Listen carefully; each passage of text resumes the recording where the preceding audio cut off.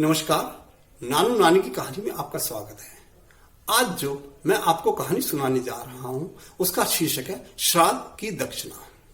एक बार की बात है, एक पंडित जी को बहुत दिनों से कोई काम नहीं मिला। किसी ने अपनी पूजा पाठ पे नहीं बुलाया। इस कारण से उनका घर का खर्चा चलना बंद हो गया था। घर वाले बहुत परेशान थे।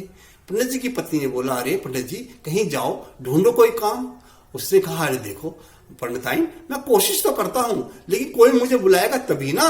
अब ऐसे कैसे काम चलेगा। खैर वह घर से निकला तो सामने से एक चौधरी जी आ रहे थे। चौधरी ने पंडित जी को देखा और प्रणाम किया। पंडित जी राम राम। पंडित जी बोले, हाँ जुजमान, खुश रहो, स्वस्थ रहो। अब पंडित जी ने सोचा, अरे चौधरी को क्यों ना फांस लूं।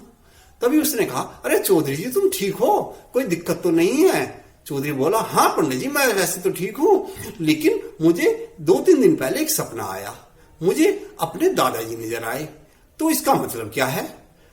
पंडित बोला, अरे सपना आया तो भाई अब तो मुझे पत्री देख कर पता करना पड़ेगा। खैर ऐसा करना, तुम कल मेरे घर आ जाना और मैं पत्री देख के सब कुछ बता दूंगा तुम्हें, और क्या उपाय है वह भी बता दूंगा। चौधरी बोला, ठीक है पंडित जी, कोई बात नहीं, पैसे की चिंता मत करना, लेकिन ऐसा ना हो मेरे दादाजी को कोई समस्या हो। तो पंडित बोला, नहीं कल तुम आ जाओ। अगले दिन चौधरी पंडित जी के घर आ गया। पंडित जी ने पत्री उल्टी पलटी करी, इधर उधर देखी। देखने के बाद में नाम, उनका जन्म तिथि वगैरह सब पता करने के बाद में उसने बताया, लगता है तुमने क्या अपने दादाजी का श्राद्ध नहीं किया। चौधरी बोला, मुझे तो पता नहीं। अरे आपके पिताजी ने अपने पिताजी का श्राद्ध किया था क्या। अब चौधरी बोला, पंडित जी मुझे नहीं पता। पंडित बोला, तो इसी वजह से तुम्हारे दादा परेशान हैं, तुम्हें उनका श्राद्ध करना होगा। चौधरी बोला, अरे पंडित जी श्राद्ध मैंने तो कभी किया नहीं, चलो तुम करा दो, इससे क्या मेरे दादा खुश हो जाएंगे। उसने कहा, हाँ पक्का 100% खुश हो जाएंगे। तुम ऐसा करो, श्राद्ध करवा देना, और उससे जो तुम्हें सपना आ रहा है ऐसा कभी सपना भी नहीं आएगा। चौधरी बोला, ठीक है, तो श्राद्ध कब कराऊं।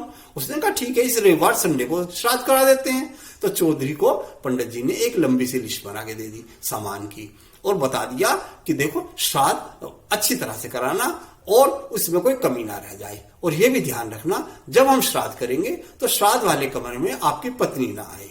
ठीक है, जब श्राद्ध पूरा हो जाए उसके बाद में आपकी पत्नी आएगी। तो उस चौधरी बोला, ठीक है आप चिंता ना करें, और चौधरी लिस्ट लेके चला गया। पंडित बड़ा खुश था, चलो मोटा मुर्गा हाथ लगा है, इससे काफी दक्षिणा मिलेगी और इससे मेरा कई दिनों का खर्चा भी निकल जाएगा। अब चौधरी को तो श्राद्ध कराना आता नहीं था। चौधरी ने सोचा, यार मेरा एक मित्र है, उसने पीछे कोई श्राद्ध कराया था, तो चलो मैं उससे पूछ के आता हूं। वह अपने दोस्त के पास गया, बोला, अरे यार बता श्राद्ध कैसे होता है। उसका दोस्त बोला, देख भाई चौधरी, ऐसी बात है, जो पंडित जी कहे वैसे ही तुम करते रहना, ठीक है, उसमें कोई भूल चूक नहीं होनी चाहिए, नहीं तो श्राद्ध का फल बिल्कुल नहीं मिलेगा।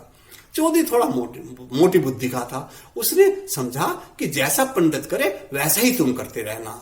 उसने कहा, ठीक है भाई, अब मैं बिल्कुल वैसे ही करूंगा ताकि श्राद्ध का फल मुझे मिले। या कह के चला गया। रविवार का दिन आ गया। चौधरी ने सारा सामान मंगवा लिया था। पंडित जी को जिस कमरे में श्राद्ध कराना था उसमें 2 आसन बिछे हुए थे। अब पंडित जी आए, राम राम हुई, पंडित जी बैठ गए। बैठा चौधरी सामने आसन पे।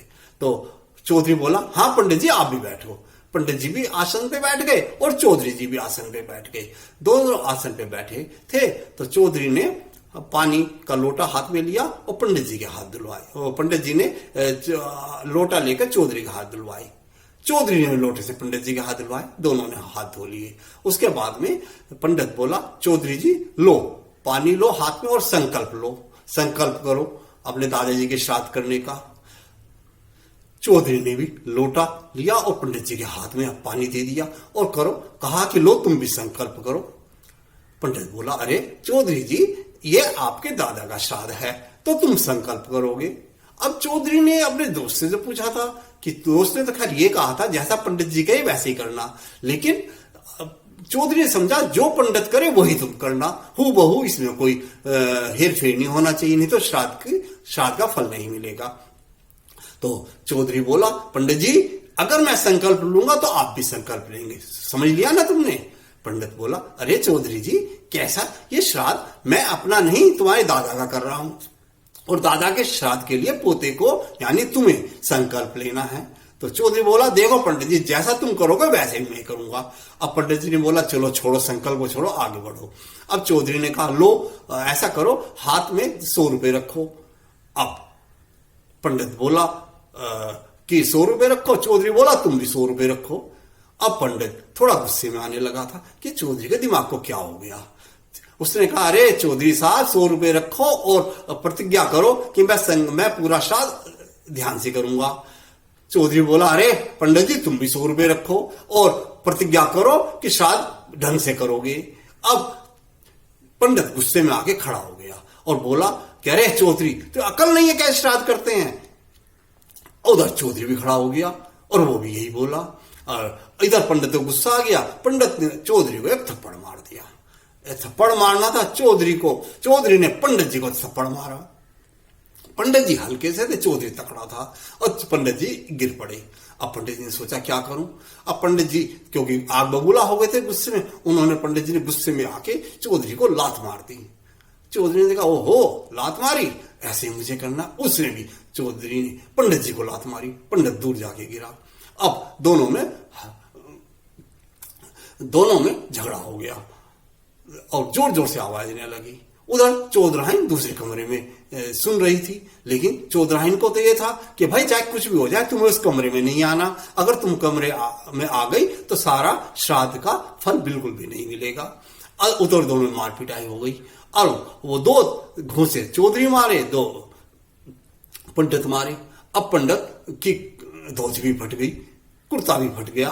अब पंडित ने सोचा भाई चौधरी तकड़ा है, अगर इसी तरह चलता रहा तो थोड़ी देर में मैं तो मर जाऊंगा।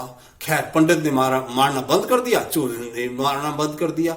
पंडित ने सोचा यहां से कुछ मिलना मिलाना कुछ नहीं है, ऐसा करो अपनी पोथी पत्रा उठाओ और भागो। खैर पंडित ने अपनी पोथी पत्रा उठाया और भाग खड़ा हुआ। चौधरी ने देखा पंडित जी भाग गए हैं। अब चौधरी ने चौधराइन को आवाज लगाई, अरे चौधराइन आजा आजा, श्राद्ध पूरा हो गया। चौधराइन आई अंदर, कह रही बड़ी आवाज आ रही थी।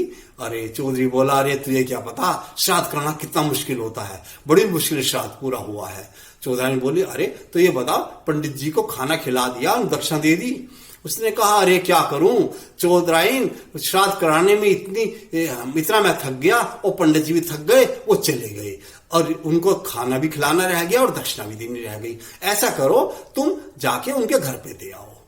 चौधराइन बोली अरे इतना थक गई क्या श्राद्ध कराने में। और चौधरी बोला हाँ जाओ तुम ये दक्षिणा ले जाओ और खाना भी ले जाओ। चौधराइन बोले ठीक है मैं उनके घर दे आती हूँ। उधर पंडित अपने घर पहुंचा। पंडिताई ने देखा अरे पंडित जी फटे कपड़ों में आ रहे हैं, कुछ भी हाथ में नहीं, सिर्फ अपना थैला वही है जिसमें अपनी पोथी पत्रा ले गए थे। जो पंडित ने सारा वृतांत बता दिया कि ऐसे ऐसे जाट ने तो उनकी खूब पिटाई की और कुछ भी नहीं दिया। अब पंडिताइन बड़े गुस्से में आ गई कि कैसे इस चौधरी से बदला लिया जाए। हम तो सोच रहे थे काफी माल मत्ता मिलेगा, लेकिन यहां तो कुछ भी नहीं मिला।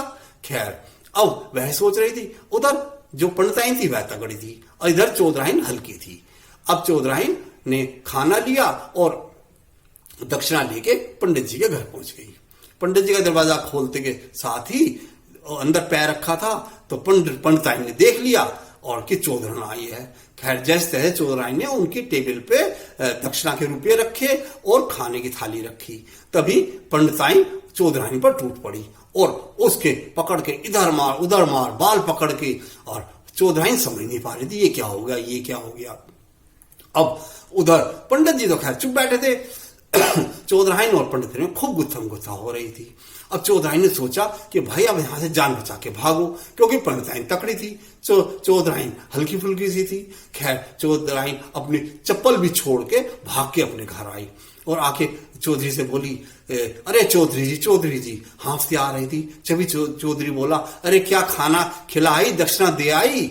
उसने चौधराइन बोली अरे भाई क्या कहूं, ये तो बहुत ही मुश्किल है उनको दक्षिणा देना, आगे से मैं दक्षिणा देने नहीं जाऊंगी उनके घर।